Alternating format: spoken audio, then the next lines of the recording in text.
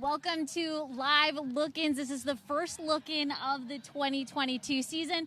For those of you that don't know me, I am the new team reporter for the San Francisco 49ers. My name is Lindsey, and I'm joined by somebody that you all know and love, Matt Maiocco of NBC Sports Bay Area. And actually, he's missing his training camp hat today. They want me out of the shadows. I know. I do some of my best work in the shadows. But before we talk about the 49ers at all, Lindsey, yes. Congratulations. Thank you. I'm so excited. Welcome to this whole environment, your first training camp of daily. You're no stranger, obviously, to Northern California and the 49ers, but on behalf of everybody who's around the team, congratulations and welcome to the family. Thank you so much. I can't say enough good things about the faithful. I know I really have a really small sample size at this point, but everybody has been so welcoming, and I am so excited to meet everybody out here at training camp. And that's one of the great things, like, the fans who are here today, so many practices open.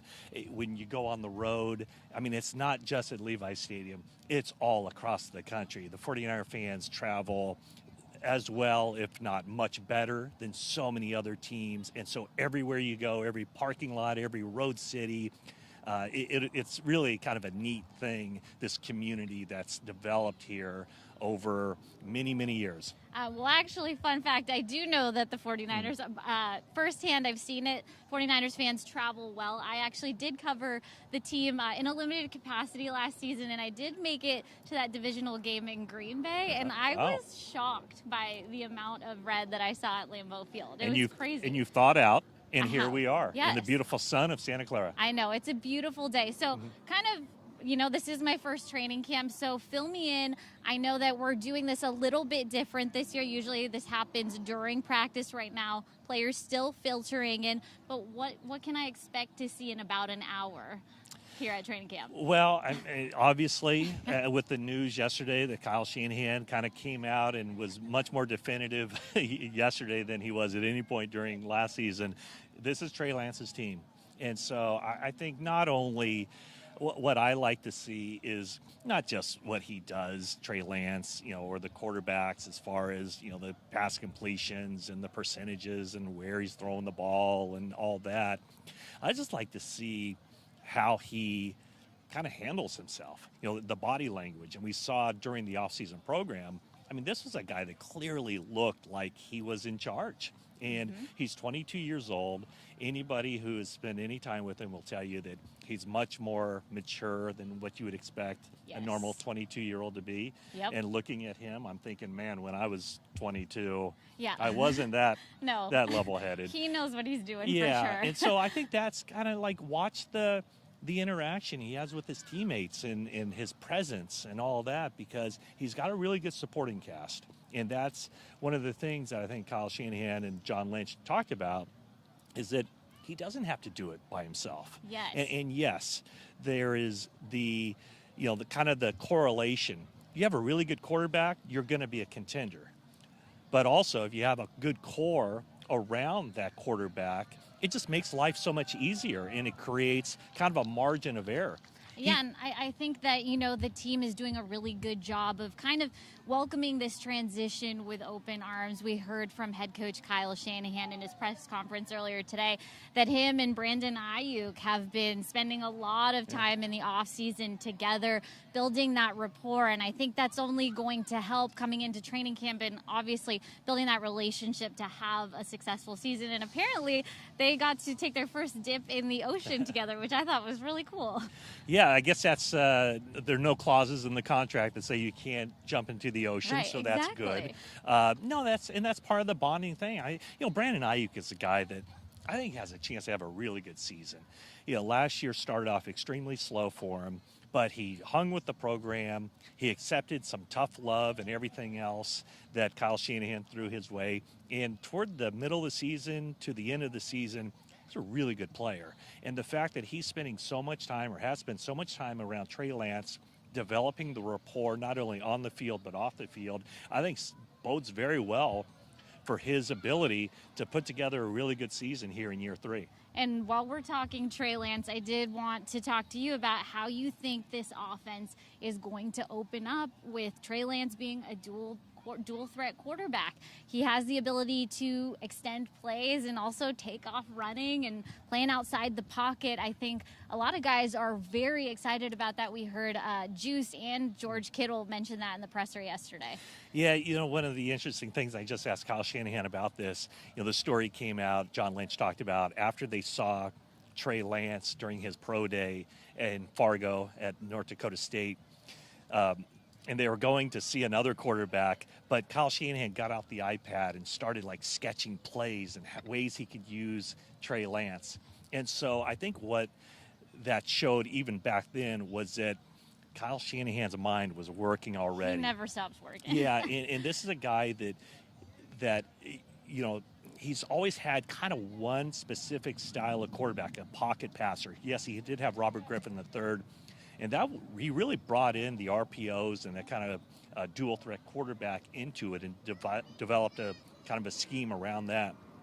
But now, as the game has kind of evolved, and I think Kyle Shanahan's thinking has evolved, now he can look back on that time with Robert Griffin III and kind of see what worked, what didn't work, and also the elements of the pocket passing game. And whether it's design or not, what Trey Lance has the ability to do is if a play breaks down, he doesn't necessarily have to just get rid of the ball, throw it into row 36 of Levi Stadium.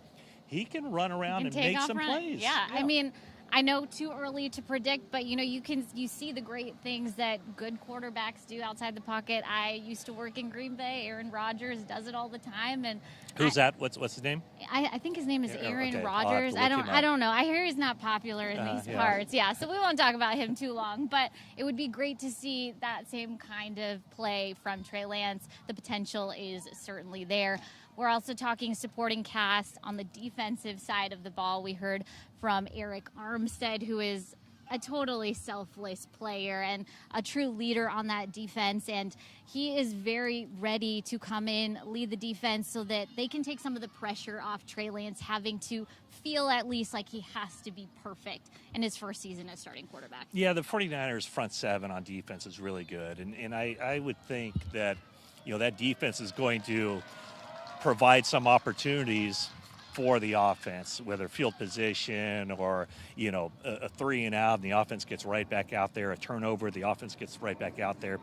Their front seven, I think, it stacks up against anybody in the league. And it's not just, the superstars of Nick Bosa and Eric Armstead, but they have about 12 guys right now on that defensive line that are kind of interchangeable. And it's, you can just come wave after wave after wave. And then, of course, the linebackers with Fred Warner, Azeez Al-Shire, Dre Greenlaw. And I think that, the cornerback situation is a lot better than it was a year ago. Charvarius Ward comes in, and then he's going to be paired with Emmanuel Mosley or Jason Verrett or Ambry Thomas. So it's a good unit, I think, from front to the back end. One of the major competitions will be at strong safety. We saw Talanoa Hufanga out here earlier, kind of working on stuff. He's a guy who's going to put in a full day's work. 49ers know what they're going to be getting with him as far as, his attention to detail, how he approaches the game. And, Tarvarius Moore comes back this season. Jimmy Ward is a given over there at free safety. So, there are some issues they have to kind of sort out in competitions that will be shown out here on the practice field. But the defense I don't think there's a whole lot of questions about what the defense is going to give this team. If anything, they're going to have, I think, trouble deciding because there is so much depth on that side of the ball. I mean, Trey Lance is entering a very well-established team to be their starter, and I think couldn't be in a better position headed into this first day of training camp. Got to catch up with him yesterday. He's incredibly excited, I think even more so than the year prior because, there's got to be a special feeling coming in knowing you're QB1. Yeah, there's no question about it. And you could kind of see, as a rookie, he knew his place. He knew that Jimmy Garoppolo was the starter.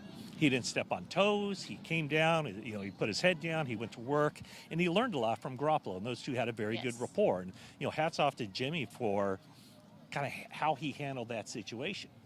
But once the team broke, once they came back for the offseason program, it was pretty obvious. Yeah. This was Trey Lance's team, and he showed it too. Like the way he acted was different. It was like, okay, I can kind of be myself. I don't have to kind of lurk back there in the background. I can be a little bit more assertive. I can be a leader.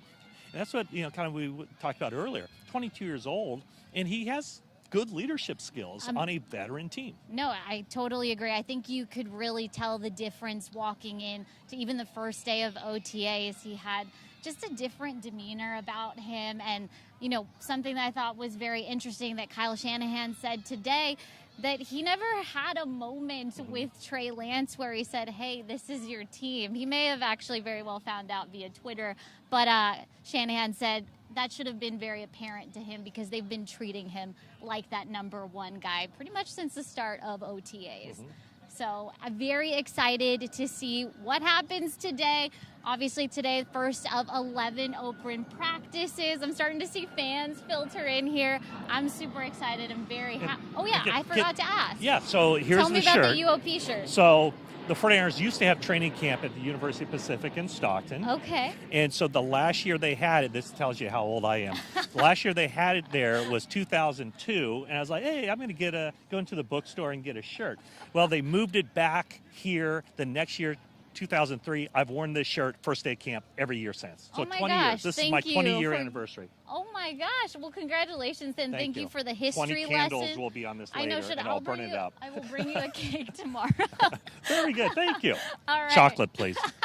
All right, from Matt Maiocco and myself, that's a wrap on this first live look-in. We will see you later on this training camp.